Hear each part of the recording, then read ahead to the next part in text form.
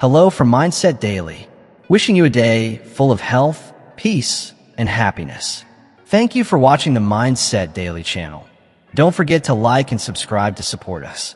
Thank you so much. Have you ever noticed how some people admit, my bad habits are killing me, but there's no smile on their face, only pain? Why? Because bad habits silently rob us of productivity, happiness, and even our future. And here's the danger. Bad habits feel comfortable, easy, and familiar, but that comfort comes at the cost of everything we want.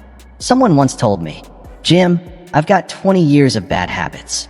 And I replied, "No, you've got one day of bad habits repeated 7,300 times.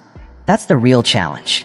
But here's the good news. Today I want to give you 5 powerful ways to break bad habits before they break you. These aren't just theories. They're strategies that have changed thousands of lives, and they can change yours too. The first is the power of awareness, identifying your triggers. To break any habit, you must start with awareness. Most people drift through life on autopilot, repeating behaviors without noticing until it's too late. The candy bar is already eaten. The sharp words are already spoken. The work is already delayed. And then they wonder why nothing changes. But here's a truth worth remembering. You cannot change what you do not acknowledge.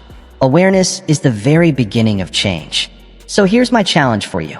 For the next 7 days, become a scientist of your own behavior. Carry a small notebook everywhere.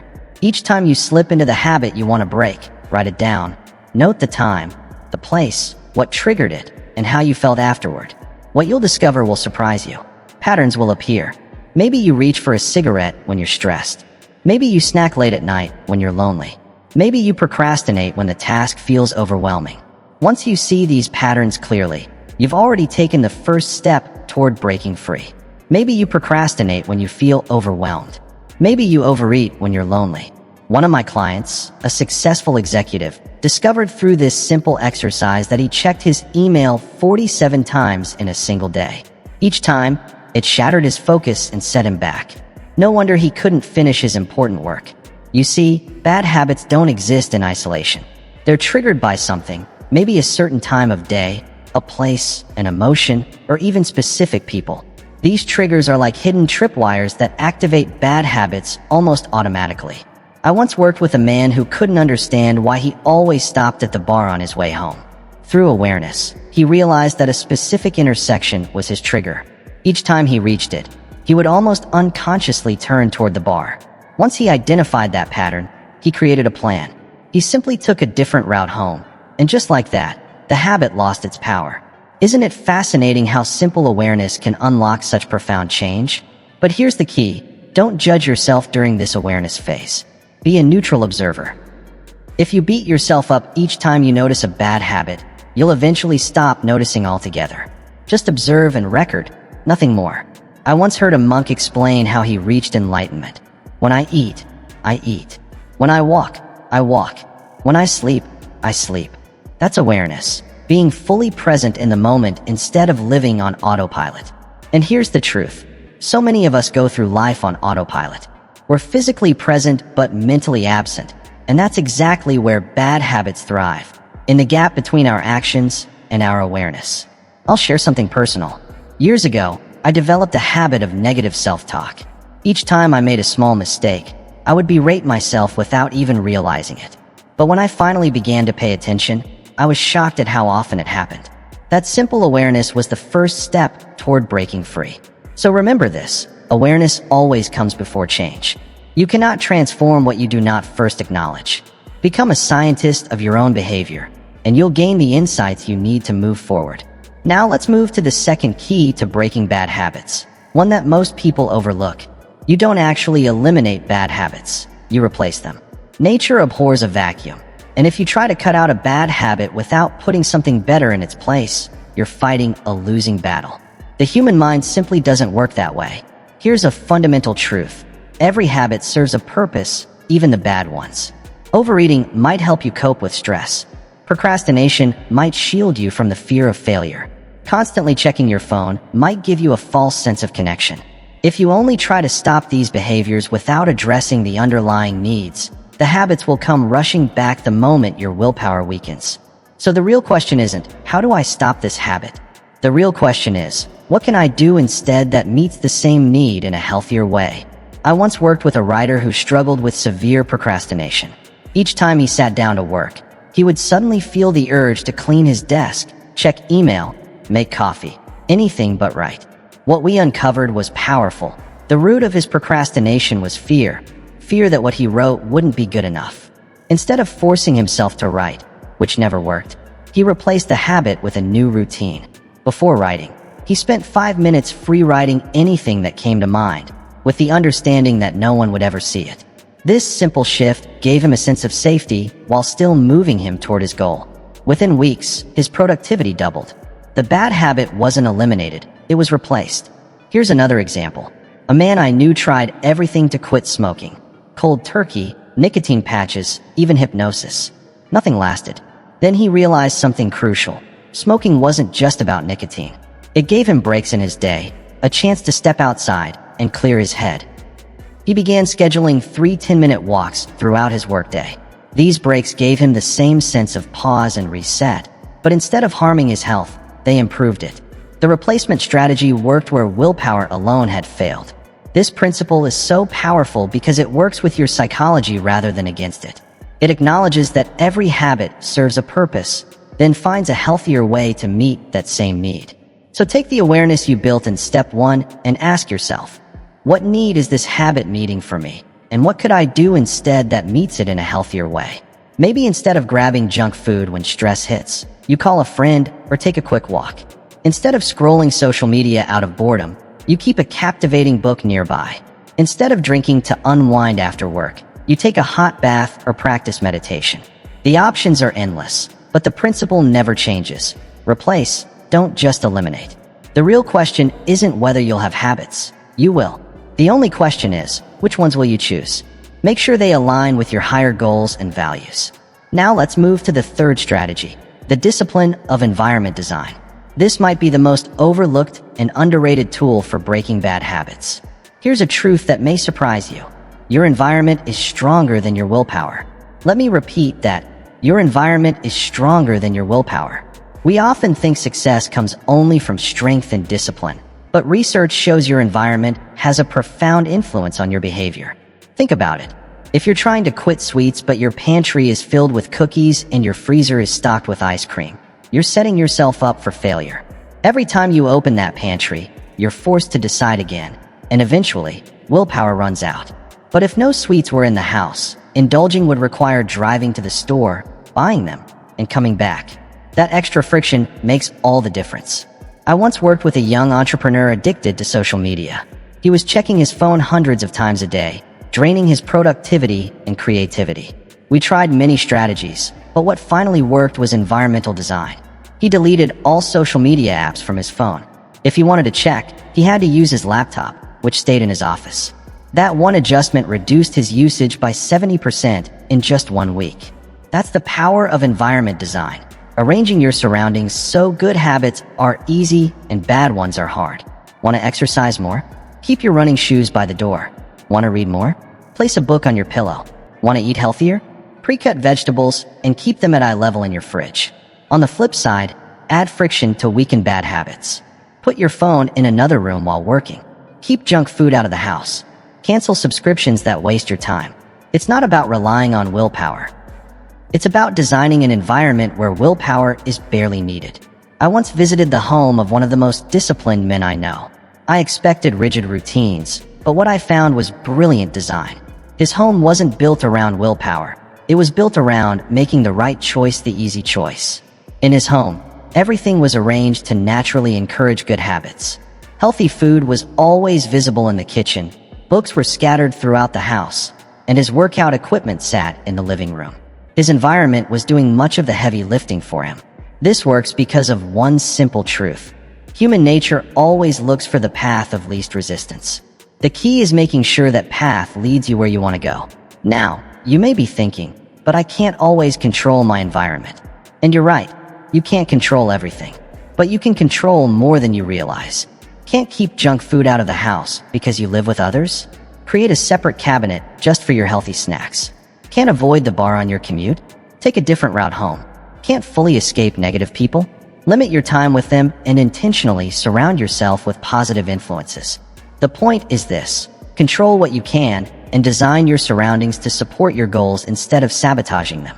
Remember, willpower is limited, but your environment shapes your habits more powerfully than your intentions ever could. Build a space where good choices are easy and bad ones are difficult, and breaking bad habits becomes far more achievable. Now let's move to the fourth strategy: accountability. This is where everything can change. We're social beings, wired to care about what others think and to want to be seen as reliable. When you make a promise only to yourself, it's easy to let it slide. But when that promise is made to someone else, it carries real weight. I once worked with two friends who both wanted to write a book. They were equally talented and motivated. One chose to work alone. The other joined a writing group where members shared weekly progress. Guess who actually finished their manuscript? That's right, the one with accountability. The one who knew others were expecting results. Who wants to explain why they didn't follow through? Accountability isn't about shame or punishment. It's about using our social nature to create positive change. So here's what I want you to do. Find an accountability partner, someone you respect and whose opinion matters to you. Tell them exactly which habit you're working to break, what you're replacing it with, and commit to regular check-ins. These check-ins are powerful. Set a time, say, every Monday morning, to report your progress. Just knowing you'll have that conversation can be incredibly motivating when temptation strikes. I once worked with a client who struggled with staying late at the office, which was hurting his family life.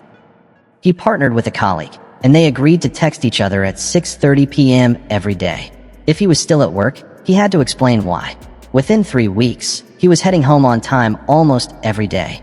His habit shifted because accountability pushed him to act differently. But there's an even stronger level: community. Don't just find one partner. Surround yourself with people who live the habits you want to adopt. Why?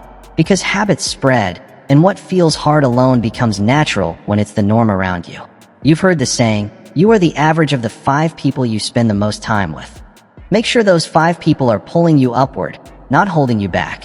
If you want to quit drinking, join a group like AA where sobriety is expected. If you want to exercise, join a running club or fitness class where showing up is normal.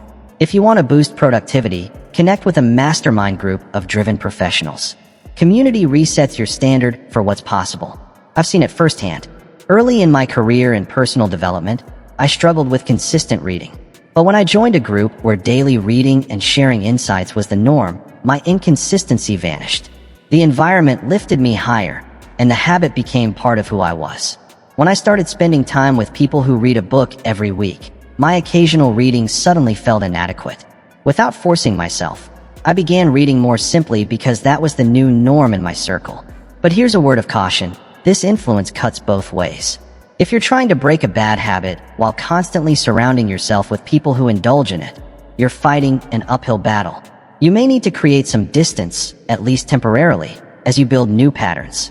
This doesn't mean ending friendships, but it does mean being strategic about when, where, and how you spend time with certain people. Always remember, your environment shapes your behavior, and the people around you are a powerful part of that environment.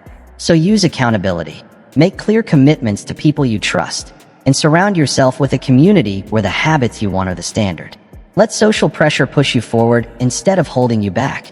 Now we come to the fifth, and perhaps the most profound, strategy for breaking bad habits: the transformation of identity.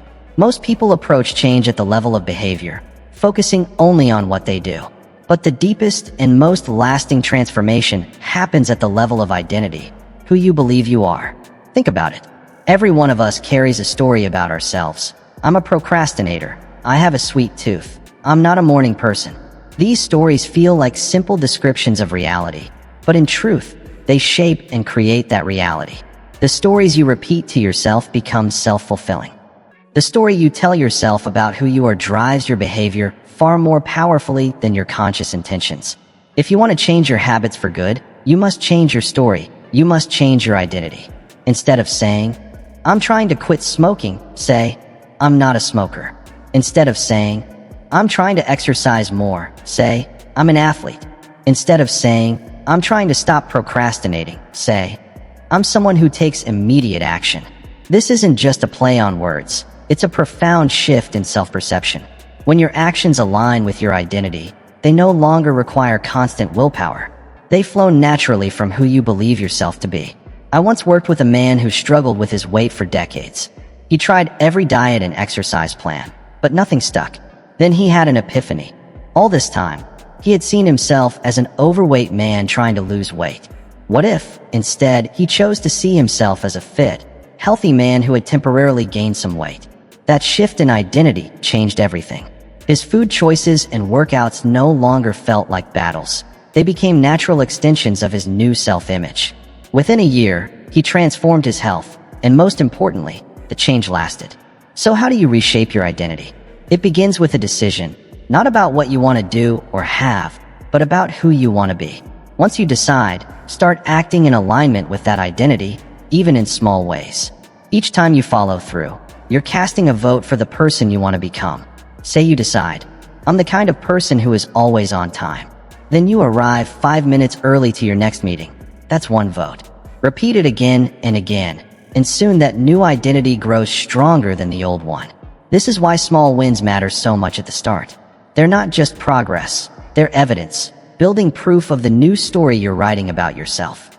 I once worked with a woman who wanted to become more assertive. She had a habit of saying yes to things she didn't want to do, only to feel resentment afterward. We shifted her identity from, I'm a people pleaser, to, I'm someone who honors my own boundaries. The first time she politely declined a request that would have overextended her, it was terrifying, but also exhilarating. That single moment was evidence her new identity was real, not just a wish. Each boundary she set afterward became easier, because it aligned with the person she now believed herself to be. This identity-based approach explains why some people make dramatic changes almost overnight. Think of the smoker who quits cold turkey after years of addiction, or the person who completely transforms their diet after a health scare. What changed? Their identity shifted, and their behavior naturally followed. For most of us, identity change happens gradually, built through small, consistent actions that strengthen a new self-image over time. But the principle remains the same. Change who you are, and what you do will follow. So ask yourself, who do I need to become to naturally break this bad habit?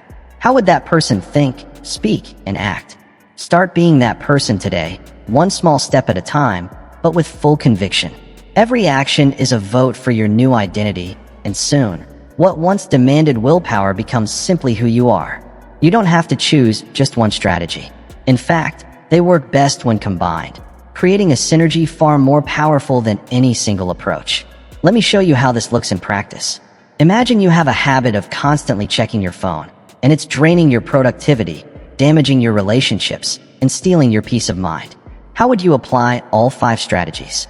First, awareness. You track when and why you reach for your phone. Maybe you notice it happens whenever you feel bored, uncomfortable, or when you're avoiding a tough task. Second, replacement. Instead of just trying to stop, you create a healthier habit to meet the same need. Perhaps when the urge strikes, you take 3 deep breaths or jot a quick note in a journal. Third, environmental design. You move your phone to another room while working, turn off notifications, or install an app that limits screen time. Suddenly, the bad habit becomes harder and the good habit easier. Fourth, accountability.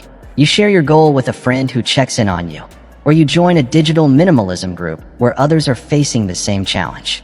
Finally, identity shift. You stop seeing yourself as someone trying to use the phone less, and instead adopt the mindset of a person who values deep work and genuine connection over distraction. Can you see how powerful this becomes when the strategies reinforce one another? Together, they form a system for lasting change. And that's the key. It's not just about setting goals, but building systems. Goals are about results. Systems are about processes. And when it comes to breaking bad habits, systems always win. Over the years, I've shared these principles with thousands of people, and I've watched transformations unfold. I've seen alcoholics reclaim their sobriety, procrastinators turn productive, the angry find peace, the disorganized become efficient, and the negative grow into people of optimism and purpose. Positive change isn't always easy, and it isn't always quick, but it is always possible. And here's something fascinating I've observed. When someone breaks a major bad habit, it often sparks a ripple effect. They gain a new sense of personal power. They begin to ask, if I could change this, what else could I change? Suddenly, they see themselves not as victims of circumstance, but as people capable of shaping their own destiny. That is the true gift of mastering your habits. It's not just about the specific behavior you improve, but the expanded belief in what's possible for your life. So let me leave you with this thought. Your habits are not your destiny. They're simply the result of past choices. And with the right strategies, with awareness, replacement, environmental design, accountability, and a stronger identity, you can choose differently today and create a new destiny tomorrow. Remember, success is nothing more than a few simple disciplines practiced daily. Start practicing these 5 strategies consistently. Build systems that make good habits inevitable and bad habits nearly impossible. Then watch as the quality of your life transforms, one habit at a time. But before we close, there's one final truth you need to hear. The greatest enemy of change is not resistance, it's hesitation. It's that small voice that says, "I'll start tomorrow." It's the false belief that there will be a perfect moment to begin. It might surprise you, but the perfect moment does not exist. The idea of waiting for flawless timing is nothing but a myth. The only moment you truly have is now. This messy, imperfect, but powerful now. Too many people hear strategies like these and think, that sounds great. I'll start soon. But the truth is, in that instant, they've already failed. Soon becomes tomorrow. Tomorrow slips into next week, and next week never arrives. The cost of delay is steep. Every single day you continue a bad habit, it grows stronger. Every day you postpone these strategies, you reinforce the very identity and neural pathways you're trying to change. I remember a man who attended one of my seminars. He was inspired to quit smoking and told me, "I'll start next month, after a big project at work." I asked him, "How many cigarettes will you smoke between now and then?" He did the math, around 600. That's 600 more reinforcements of the very habit he wanted to break. 600 more votes for an identity he no longer wanted. That realization hit him hard, and he started that very day. 6 months later, he was still smoke-free. The truth is, there will always be reasons to wait. Unfinished projects, imperfect circumstances, or more information to gather. But the most successful people don't wait for perfection. They create progress in the middle of imperfection. They start where they are, with what they have, and they begin now. So here's my challenge to you. Take one small action today. Not tomorrow, not next week, but today. Start tracking a habit you want to change. Replace one instance of that habit with something better. Make a small adjustment to your environment. Reach out to someone who can hold you accountable. Or write down the new identity you want to embody. Whatever it is, do it today. Because the gap between who you are now and who you want to become is bridged by the action you take today. Who you are and who you want to become is determined by what you do today, not by what you promise to do tomorrow. In my decades of working with thousands of people, one truth has stood out. Those who succeed are not always the ones with the strongest willpower, the most detailed strategies, or even the clearest goals. The ones who succeed are the ones who start immediately and stay consistent. They understand that the best time to plant a tree was 20 years ago, but the second best time is right now. You cannot rewrite your past, but you can shape your future. And the bridge between the two is action taken today. As we close our time together, I want to leave you with this. Your life changes the very moment you make a new, congruent, and committed decision. Not a wishful thought, not just good intentions, but a decision backed by immediate action. The 5 strategies I've shared can transform your habits and, by extension, your life. But they will only work if you use them, if you start now. Will you face challenges? Of course. Will setbacks come? Certainly. Will you fall back into old patterns at times? Absolutely. But each time you stumble, you can choose to rise again. Each time you falter, you can choose to begin anew. Breaking bad habits is not about perfection, it's about direction. It's about steering your life toward growth, one choice at a time. So, decide today who you want to be. Decide which habits support that vision and which ones hold you back. Apply these 5 strategies with immediate action and unwavering persistence. Watch as small daily disciplines build into extraordinary results. Watch as the habits that once controlled you come under your control.